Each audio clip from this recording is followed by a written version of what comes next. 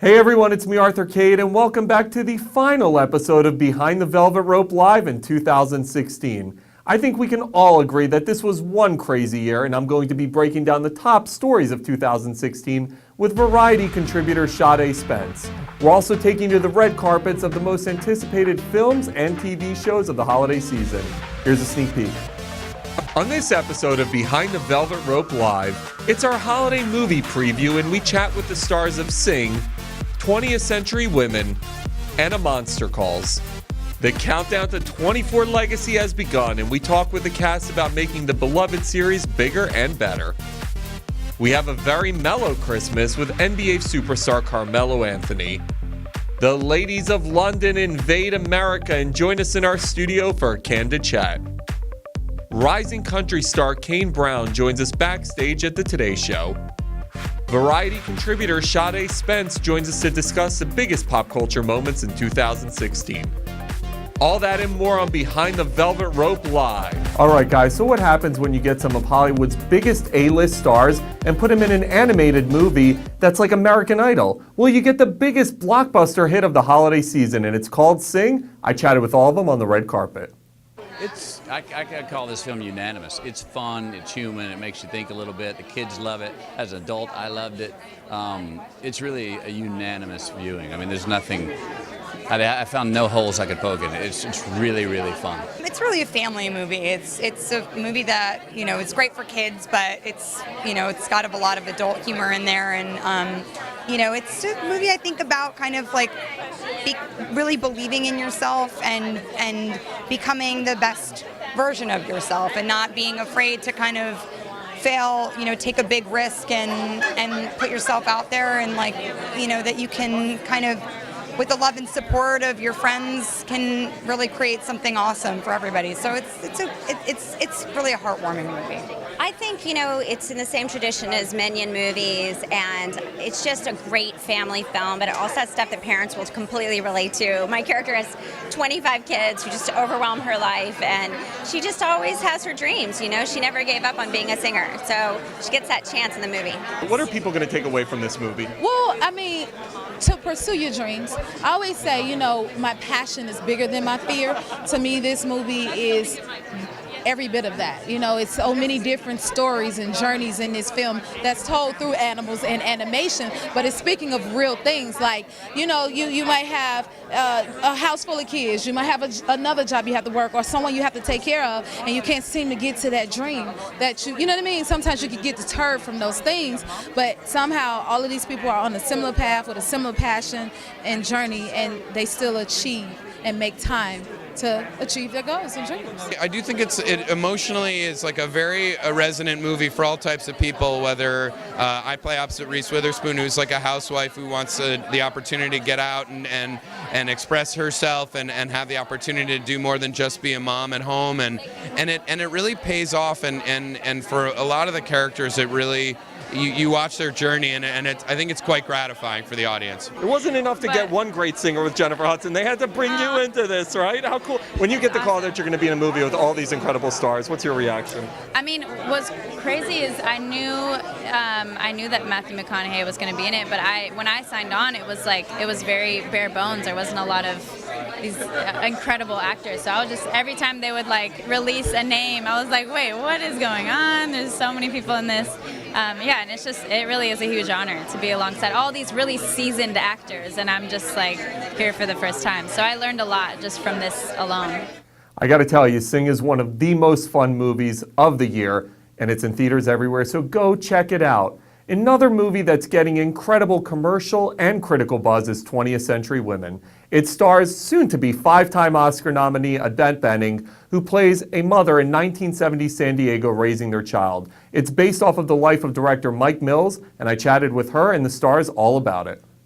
Well, it was Mike Mills who wrote it and directed it that really he was very much involved in every moment, and from the moment that I was sent the script and then met with him, I was interested in him because he had thought so much about it and continued all the way through the process. We were trying to find this story. So I mean, I really loved it. I really thought it was beautiful from the minute I read it. And I was a 19-year-old girl then, and I was in San Diego. So, right, the world was very familiar to me, although the particular way that Mike had of contextualizing it was new. What Mike goes for is tapping into that part of our psyche that makes our childhood so romantic and so like what's the word? Archetypical. You know, I remember all the people when I was growing up vividly, and they've taken on bigger than life personas as I've gotten older. And I think what Mike's able to tap into is how lovely the memory of that is. Normally, you know, the women characters aren't as developed, or the directors kind of don't care as much, or focus on the guy. And so for this, you get to see women at different ages in their life. You know, from teens to 20s, and Annette, and so it's like you get to see that and kind of what their struggles are and how they actually are all pretty similar. 20th Century Women opens in theaters everywhere on Christmas Day. Annette Bening is sensational, and like I said, 5th Oscar nomination. She steals the movie. If you're ready to get your heartstrings tugged on like no other movie this year can do, then you need to go see A Monster Calls.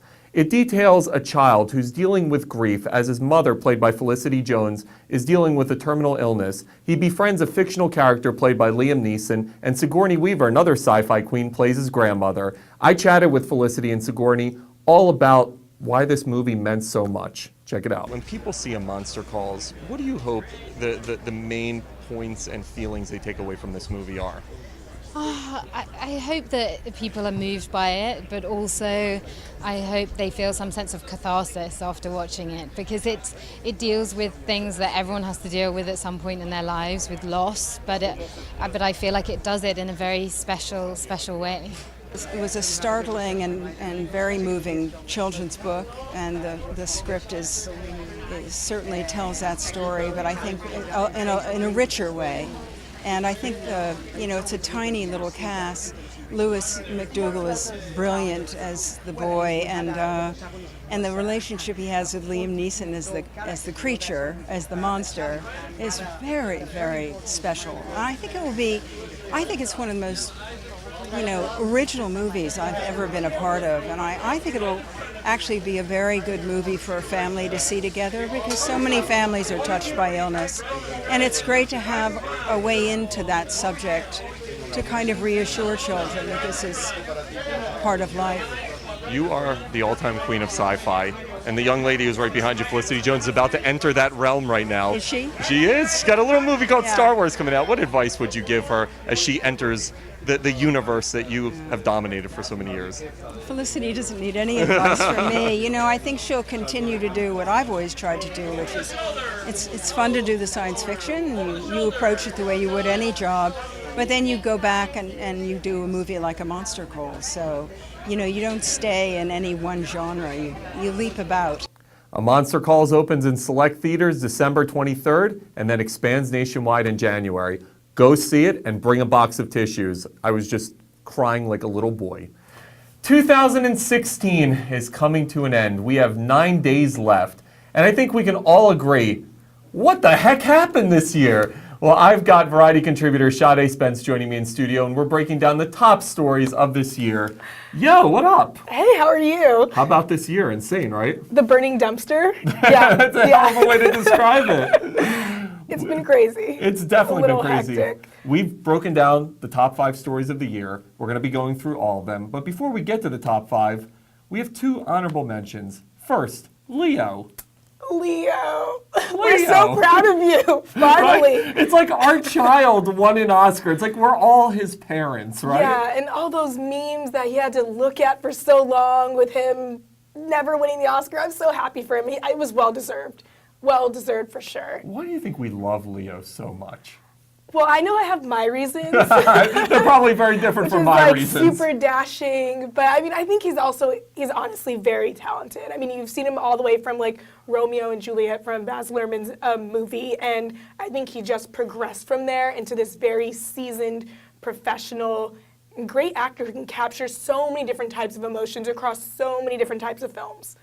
Another person who captured a lot of emotions this year was Lin-Manuel Miranda. I mean, Hamilton became the sensation of the universe. He deserves an honorable mention, I think, right? Oh, for sure. I mean, people have been trying to get tickets forever. They're booked for like deep into 2017 for like nosebleeds. Like, he's done a great job for himself. And, you know, moving on to Moana, like that's another great big feat. And the rest of the cast, all of them are accomplishing so much. So I think Hamilton is definitely a great breakout for this year, something positive for this year. Yeah, definitely positive. And one of the things I really love about what he did was he brought minorities and entertainment to the forefront with his cast, with his message, with his SNL moves. Yeah. It's pretty incredible stuff. Yeah, and I think the way the play was also portrayed too, that also incorporated also the backgrounds of these people, where everyone's from, and it was just portrayed in a way that everybody can relate to. It just makes it so amazing. Leo and Lynn, the two guys I want to have a beer with. Yeah, beer. Oh, we're getting into our top 5 next. Okay, at number 5, what better place to start with than the Kardashians? I mean, you can't turn on your computer without the Kardashians being in your face somehow, right? I mean, you can't walk down the street, you can't look at your phone without them being in your face. I feel sometimes I'm like, are you guys cyberbullying me? They're everywhere. So much to talk about. I mean, I think with that family, just picking apart from everyone, it's just been a lot from, you know, Rob getting married, having a child, and now the recent, we don't know what's happening with Angela Kardashian, whether she's left or that's crazy. Kim. I love that you called her Angela Kardashian, by the way. It's like, it's Black China. Black China, but I was like, let me give her this one. She works for the Kardashian last name, right? You just formalized Black China. Black China, a.k.a. Angela Kardashian. So there's that, and then Kim getting robbed in Paris, and then Kanye being hospitalized. It's been a whirlwind, I think, just for their family alone. When you look at how much they've dominated this news cycle, is it to the point where we're going to get so sick of them that this trend dies in 2017, or you think Kardashian domination continues? I mean, if we're not sick of them already, I think at this point it's kind of like you choose your battles. You're either join them or if you can't beat them. So I think we're going to see more of them. I mean, and they keep reproducing. So before you know it, North is going to be doing something else.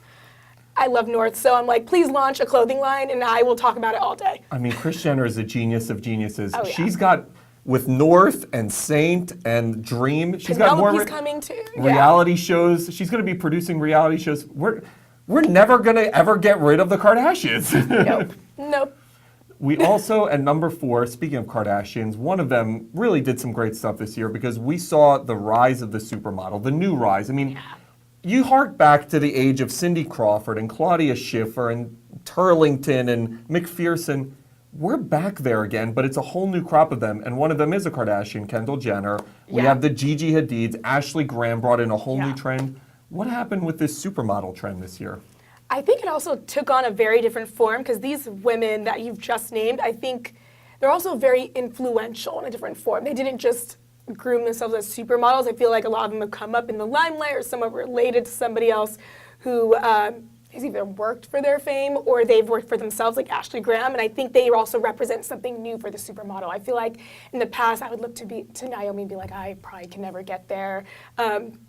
But then you look at Ashley Graham, who's worked for where she is, and she is so eloquent and so well-spoken and represents a different background, comes from someone who is like a bigger size and represents that. So I think that's awesome. And then you have Gigi and Kendall, who speak out a lot on millennial issues. So I think it's just a different form of a supermodel. I think 2016 was the year of breaking down a lot of barriers and biases and stereotypes, and I think those 3 women have captured it. We've seen a lot of the former supermodels give backlash to the new supermodels. In fact, Janice Dickinson just said today, they're not really models. What do you think about when you hear someone like Janice Dickinson say that Gigi, Kendall, these girls, they aren't real models? I think they are. I mean, you see them on the runway, they're selling those clothes, they look great, and I think they're empowering to a lot of women of different sizes and different backgrounds and cultures, and showing you, you know, even if you do come from this crazy rich family, you can still work for where you are today. Kendall did work to become a supermodel, and she's not just a Kardashian. So I think I think they're models. Give it to them. They work hard. You see them on those runways. They've earned it. You touched on Ashley Graham. What do you think? She's on the cover of Sports Illustrated. It's a body type unlike we've ever seen on the cover of that magazine. It's She hot, just though. scored. It is. First of all, Ashley is the coolest chick. I've interviewed her twice in the last 2 weeks. She is the coolest girl on the planet. She just scored her first Vogue cover. What do you think she has done in terms of groundbreaking success with this year? I think she owns it fully and completely. She doesn't take anything back. She shows who she is and wears, I think, whatever she wants. And the most, skin is so important. And she's so confident in her skin. And I think it doesn't matter what size you are. When you saw her on Sports Illustrated, you were like, oh my gosh. She's killing it. I want to be you. I feel like she just emanates this, confidence. And she's beautiful, obviously. So I think she's amazing. Number honestly. 3, the Olympics. I mean, it's funny. The Olympics was its own burning dumpster in so many ways. It's a microcosm of 2016. What's crazy to me is I've watched every Olympics throughout my lifetime. None of them stick in my brain, the moments and the catastrophes and the successes like Rio did. Why? I think Rio, there were a lot of things happening in Rio. We had Zika. We had, water with poop in it. Then we had Olympians who were about to break massive records just for themselves. You had, then there was Lochte with his scandal. So, there are a lot of different things coming in. And then we had, a lot of, racial barriers breaking down when it came to winning medals. So I think there was a lot of different things happening, but it was all still very exciting, very gripping, and, you have support for your country. So there's a lot. Who did you enjoy more, Michael Phelps or the Final Five? Oh my gosh, I love the Final Five. They're cute and small like me, so I'm just gonna go there with them. I just love them. I think they're so amazing and inspiring. And then off camera, they were just so captivating and warm. They just seemed like people you could relate to. I adore them. What was it like? Phelps was the other side of the equation to watch this guy who had pretty much hit rock bottom, DUI, arrests, had a horrible Olympics before this. Came back and pretty much said, you know what? I'm the greatest. That was pretty cool. Yeah, with Phelps, I was never oh yeah, I'm a Phelps fan. But during this Olympics, as I watched it, I definitely just was rooting for him. Obviously my country, but I was really excited for him, honestly. I just started to root for Phelps, and I was like, yeah, hashtag Phelps face, do it. I was excited for him, because smashing a personal goal is amazing for anyone. You'd mentioned Lochte, and obviously he was the downside of the Olympics. What do you think about the rehab job he's done? Goes on Dancing with the Stars. Now I was going to say he's pregnant. I guess, is that the technical, I guess if your girlfriend's pregnant, we're pregnant. So I've always thought that phrase yeah, is right. really... So Ryan Lochte is pregnant. It's pregnant. It seems like people are letting go of the fiasco and starting to kind of dig the dude again. What do you think? Not really? Not you? Well, not me. I don't know. I feel like he's trying to turn it around. Maybe he is. I think the problem is that people have seen him go from a party guy and then seeing him look to be setting records with the Olympics, and then he created that really weird scandal where he lied about having a gun put to his head. So when something weird like that scandal. Weird. I don't know how else to describe it. Extremely controversial, but when you lie about something like that and it's, you represent our country in a foreign country, I think it just gave a lot of people a bad taste in their mouth, so it's harder to trust someone now or to root for them in that case. But I feel like he's trying to turn it around. But we'll see. Let's hope he doesn't lie about something else major. I can't wait for 2020 in Tokyo. It's going to be fun. If they knocked it out of the park like this in 2016, I can't wait to see when we head over to cool. Japan. Definitely cool. Number 2, on the opposite end of the coin from success, we had celebrity deaths. It felt like this year we lost so many incredible people. Yeah. Muhammad Ali, Prince, John Glenn. Florence Henderson. It's like God, and I love you, God. I pray, I'm in church every Sunday, so God, don't take this like I'm insulting you. Yeah, right. We love you, dude. Sorry.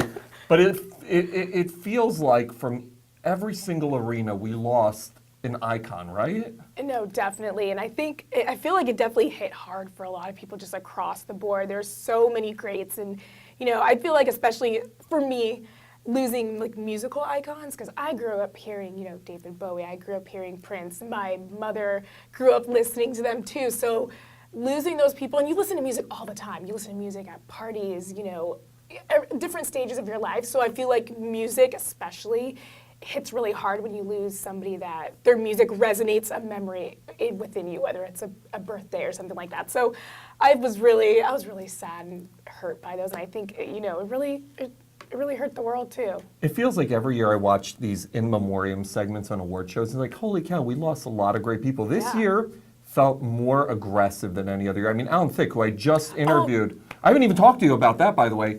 I loved Alan Thicke. Nicest guy in the world, by the way, in real life. Very good looking. Dr. Seaver was the best. Yeah. Why do you think these are people, you and I get to talk to these people, but these are people that most normal people, most normal people, non-entertainment journalist people, will never meet these people. Why do you think we connect with a Muhammad Ali so much, or an Alan Thicke? Why is it so personal for us? I think it's because these people always represent so much more to us. That's a great way of putting it. Because I think it. as journalists, we have to separate ourselves from that, because we have a story with facts to tell, but a lot of people, it represents something for them. Muhammad Ali, he was a fighter, so he represented courage for people who didn't have it, especially when these people step up to take on issues that are, out of a lot of our control. You just watch it and think, okay, they're standing up for me too. So I think when you see an actor pass away, somebody that, touched you, maybe just the role they played represents someone in your life or reminds you of something, it strikes a chord. So I think that's what happens with a lot of people. I mean, it happens to me too when I can, put the journalism side away. It's hard though for us, and we've talked about this off camera. Yeah. We become immune to this sometimes. I mean, we get to meet the coolest people on the planet. Like we're watching videos right now. It's like, here I am talking to Matthew McConaughey and Reese Witherspoon, and we do forget, these people are a part of our lives, whether it's through TV, whether it's through music, or they define a part of our lives. And it's so sad to say goodbye sometimes. They really, as much as we may or may not ever meet them, they are a part of our lives. Oh, definitely. I always think it's interesting when you hear other icons, express their grief over another lost icon, because you forget they're people too. So they see each other as colleagues and as friends. Like Shaka Khan, when she lost Prince, that was a huge thing. So I think it's kind of, it reminds you a little bit when you see another icon express their grief for another that, they're affected too. It strikes a chord. They represented something to them as well. At number one, and I hate to be completely unoriginal because he's number one on everybody's list this year, and he was just Times Man of the Year, Times Person of the Year. Person, excuse me. Let me be politically correct. Times Person of the Year. President-elect Donald Trump. Number one story of the year. Do you agree? I would say number one story for sure. Maybe of the decade. Yeah, whether you agree with him or not, most talked about by far across the board, affects every area of everyone's lives. Yeah. When you look at what this means moving forward, what do you think? I don't need policy answers, but what do you think has happened and shifted in America now that we've elected President Trump? I think there's been a lot of unification, regardless of whether people think, I think a lot of people are nervous for the next 4 years, but I feel like there's also a lot of unification between people who feel like he oppresses their rights. When we had a lot of those protests, there were a lot of people in the streets expressing how much they agree with one another and they don't agree with him, and that they're banding together against the things that he stands for that, that are pretty inappropriate, to be honest, that I don't think any president should represent. But if he's our elect, I hope that just signifies and, he realizes that he has a lot of people to represent that are going to keep him accountable. So I'd say unity is definitely one of them. I had the Ladies of London here from Bravo. By the way, stay tuned for that segment. It's coming up. Good plug, Arthur. Awesome plug. Yeah, awesome. Ladies of London, on the way. But I had them in here, and they were talking about and comparing the Trump phenomenon here to what they dealt with Brexit in the UK. And I feel like we're seeing this movement around the world. Like Angela Merkel is up for re-election in Germany. There's a very good shot she's not going to be re-elected after 4 terms. We're seeing the rise of a new movement. What do you think about what we're seeing right now with society in general? Because it feels like it's shifting a whole lot. I don't know. I would say it's almost unnerving a little bit, because it seems, at least with our our system that you're like, did it work? Did it work? Because we had that half and half, 50-50, you're wondering, did our system work for us? So I think that has a lot of people worried. I don't know a lot about how other countries of systems work, but I think if that's gonna happen there, you're gonna have half your country upset. So I think it's gonna be a really interesting, term for whoever's put into office. My final point on Donald Trump is we see him communicate with people totally differently than any other president. The guy tweets out whatever he feels like. Yeah. He goes in front of the TV camera and says whatever's on his mind. Do you think it is good or bad for where we're moving to have a president who communicates in the way Donald Trump does? Personally, I would say it's a little unnerving, like I said earlier, because it just comes off a little too brash, at least for me. I understand you want to get your point across. That's fine. I think there's an appropriate way to do it, maybe one that doesn't incite violence or put down other people that you now represent in this country is not okay. So, yeah, I don't agree with the way that he, speaks in speeches. I don't like the way that he tweets. I think he doesn't represent somebody that I would like to have in office. But if he is in office, this is what we're going to deal with. So let's hope his cabinet and, the House of Reps and Senate keep him in check. She did the most marvelous job ever, staying calm, but I could sense the dislike and the anger. It's awesome. Yeah, I'll try. I'm so happy you joined us. I'm not going to see you after this. I want to wish you a happy and a healthy New Year. Thank you for always. Same to you. Sade is the best, guys. Make sure to check out her variety column, and she'll be back in 2017.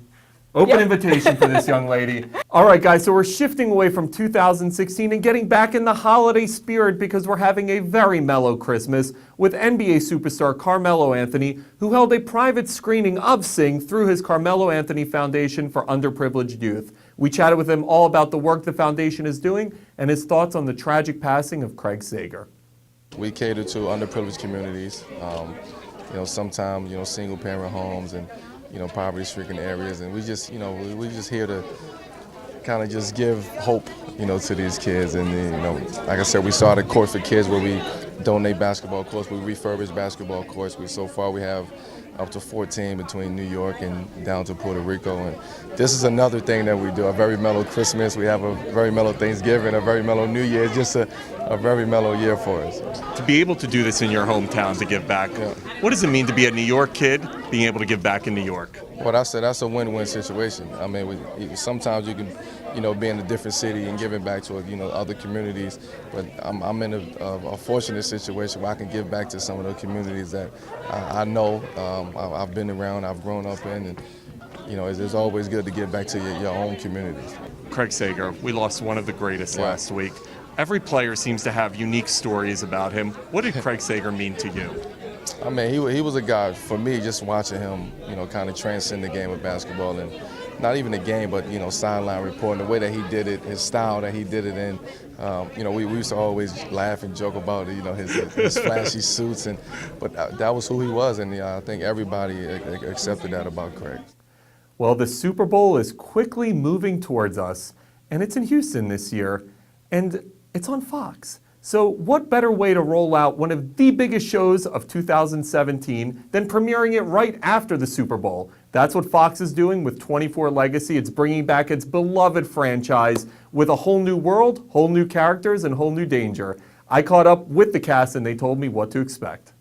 How about this little show you guys have going on, 24 Legacy? No one's waiting for this thing at all, right? It's a small kind of like passion project. Super indie. Yeah. We just sort of put our heads together. Yeah. And, It was like just 7 years in the making, blood, sweat, and tears. And they placed you with the Super Bowl, by the way.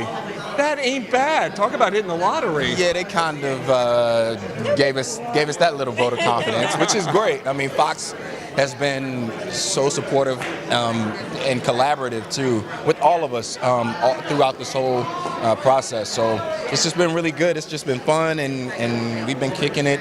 But it really does actually feel like we've been down there making our own little we're shooting in Atlanta and we're making our little, thing. Project that no one's seen yet. Yeah, and no one just knows what's going on. There's a lot of buzz about it, but no one knows actually what's about to come out and what's coming down the pipeline. And that feels really cool. Do you find yourself being a fan in those situations when you're on a show where literally anybody could be killed off, anything could happen? When you get those scripts, is that the first thing you look for? Am I still on the show? Yeah, that's definitely one thing you flick through and see that you haven't died or something. I mean, no, we do call it survival for actors in terms of we sat down there for the first read through and it was like, wow, how many of us will be left at the end? Is it crazy to see that TV is the go-to medium now for every single actor and actress, no matter what you've done in the past? In terms of the writing is wonderful, and just the way we watch television is so different now, and the canvas, it's much more expanded in terms of what we do for characters. Dunk. Scandal to this. It's kind of a, I don't know if it's a lateral move or not. Shows wherein you could potentially wind up dead at any moment. But no, it's really, I was a huge fan of 24 to begin with. I feel like that kind of, even Scandal's kind of gasp-worthy storytelling is one that they probably were inspired by 24 to begin with. I think they were the first ones to do it. And so it's exciting to be on a show that I was such a fan of to begin with. So what's everybody getting with this show? Oh, you're getting action. Give me all the secrets. You're getting blood. You're getting, you're getting, your heart's going to be pounding the whole time, and it's exciting, and there's bad guys and there's good guys, and who's bad and who's good. I mean, you're going to get everything you ever loved about the original series in this new one. Make sure to catch 24 Legacy when it premieres after the Super Bowl next year on Fox. Bravo's Ladies of London is now in season 3 and has become a bona fide hit for the network. It details the lives of London socialites as they traverse divorce, what it's like being an American living in England, and the daily battles that women just go through being friends. I caught up with the cast and they talked all about it with me. Do you miss being in America? I mean, you grew up on the West Coast. Do you miss I grew up that? in the Midwest. Or in the Midwest, excuse me. Yeah, Do you miss that? I get my fill every summer. I take my kids out of, when school's done, I put them in camp in Chicago, like where I grew up, and stick them in the cart, and we go to Target, and we do, our American little things and errands, and go downtown to the American Girl store. Like, I just do America with them. I'm not saying that that's traditional America, those things I just said, but like, I have an American... summed up the whole of America, Target and American Girl. No, but like, I make them stay up and catch fireflies and release them, like things that I did just so it's not like, it's just literally yesterday I was in the British countryside with my kids and went horseback riding, and it was so, British. I mean, we went to, although it's Soho Farmhouse, but so British. We do these very British things, and we're in Barbour, and we're, like walking through fields and, riding horses, and then I just want them to have a little bit of the America experiences and American culture. I sit in Cheesecake Factory all the time in Dubai. That's her American Is it culture. like just the food or the people watching? People just people in Cheesecake That's Factory. probably the best place. The for it. Chinese chicken You probably salad? get some funky people going in there. Oreo cheesecake. Oh I my mean, God. Now you're in season 3. Obviously, season 1, it's like, all right, people may know who you are. Season 2, more people may know who you are. Season 3, you're like an established show now. Like, you're probably walking the streets like, oh my God, it's the Ladies of London. Yeah. Well, we it's were on in, for we were in like, Starbucks this morning, just getting our coffees and teas, and a woman came up to me and was like, "Oh my gosh, girls, I love you. I watched the episode last night. Amazing." And you're just in Starbucks. It was just so lovely. But whereas when we live in London, it's because the show, it does come on there, but much later. And Right. so people, and it's the fame quoiient isn't there yet. yes, Well, thanks. exactly. Which Yeah, is it's also just a quite blessing. nice. Any crazy dating experiences so far? Oh gosh, the whole process is strange to me because I haven't been single since I was 28 years old, and so it's like I kind of feel like a teenager again, but obviously I'm not. So nothing too crazy. Just it's a strange Have you tried social media yet, like the Tinders or the Bumbles of the world? I have tried Raya, but everybody lives in Los Angeles, so it's okay, and they're all 25. That's the best one, by the way. That's like supermodel heaven. You're like, oh well, yeah. I'm in the older category though, so I never get. I just have to say no because everyone's 25. Make sure to catch the Ladies of London on Bravo every Tuesday at 10/9 Central. Well, we're ending 2016 on a very inspirational note. Country music star Kane Brown started while making cover songs to some of your favorite artists, and he built up an incredible social media following. Got noticed, got a record deal, and I caught up with him backstage at the Today Show where he was performing in support of his debut album. Can't think of a better way to end 16. Check out what he told me. You've had a really great rise in the country world, man. Talk to me about this journey you're on. It's been crazy, man. I was working at Target, and when I had spare time, I loved to sing, and I just started posting covers on Facebook, and they went viral for me, luckily, and just got a record deal out of it, and then just been on the road ever since. Just put out my first album, and this has been crazy. Tell me about the album. What are people going to get with this first album? I feel like my album just is different. There's one song at least one person will take away from the album that they like, in my mind, I feel like. And it's just talking about my life. It's an autobiography. You'll realize how I grew up. You'll realize the people in my life that meant a lot to me. And there's a bunch of songs in between that just roll your windows down, feel good songs. Why country music? Tell me why that genre of music appealed to you. I grew up in Ringo, Georgia on a dairy farm. My mom, granddad, Nana, they all grew up around country music. My mom used to sing me Shania Twain and Sugarland for my bedtime stories. My granddad was a huge George Strait, Conway Twitty fan, and that's what I knew. Was country music, and I loved the stories behind everything, all the lyrics. All right, guys, well, that's it on our final 2016 BTVR Live episode. I want to thank all of you, my team, for an incredible 2016. Thank all the fans who have been watching and supporting the show. I want to also thank Sade Spence, one of my favorite guests. Make sure to check out her columns in Variety. Catch you in 2017. And in the meantime, make sure to download us on Apple, iOS, Android. We're on Instagram, Facebook, and Twitter at BTVR.TV. Check out our website, www.BehindTheVelvetRope.TV. It's a mouthful. And we'll see you guys in 2017. Have a happy new year.